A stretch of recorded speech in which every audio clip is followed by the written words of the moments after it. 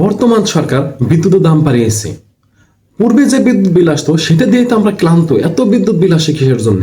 কিন্তু বর্তমান সরকার 2026-27 অর্থ বছরে বিদ্যুতের দাম আরো বাড়িয়েছে। এখন উপায় কি? এখন এটা বাড়ানো মূলত কিসের জন্য? 2026-27 অর্থ বছরে বিদ্যুৎ উৎপাদন করতে মোট খরচ হবে সরকারের 1,43,108 কোটি টাকা। অর্থাৎ প্রতি ইউনিট বিদ্যুৎ উৎপাদনের জন্য খরচ হবে 12 টাকা 91 পয়সা। এই ব্যয়বহুল অবস্থার জন্য সরকার বিদ্যুৎ দামটা অবশ্যই বাড়িয়েছে। অর্থাৎ মানুষের ক্ষেত্রে প্রতি ইউনিটের খরচ বাড়ছে 1 টাকা 52 পয়সা করে, প্রতি ইউনিটের জন্য 1 টাকা 52 পয়সা করে বাড়ছে। এখন আবাসিক এবং বাণিজ্যিক দুটো আলাদা, দুটো ইউনিট আলাদা হিসাব হবে। এবং বাণিজ্যিকের ক্ষেত্রে কিরকম বিদ্যুৎ বিলের দাম বাড়ছে এবং বাণিজ্যিকের ক্ষেত্রে কিভাবে কিরকম বিদ্যুৎ বিলের দাম বাড়ছে আমরা অবশ্যই সেটা জানার চেষ্টা করব। আবাসিকের ক্ষেত্রে পূর্বে 0 থেকে 50 ইউনিট পর্যন্ত দাম ছিল 4 টাকা 63 পয়সা, এখনো 4 টাকা 63 পয়সায় আছে।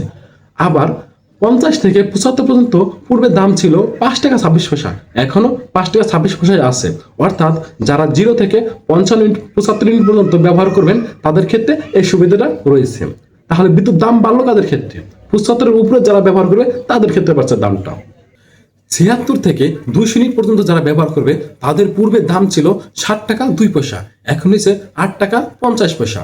এবং 201 থেকে 300 ইউনিট পর্যন্ত যারা ব্যবহার করবে তাদের পূর্বে দাম ছিল 60 টাকা 59 পয়সা, এখন হচ্ছে 8 টাকা 9 টাকা 10 পয়সা।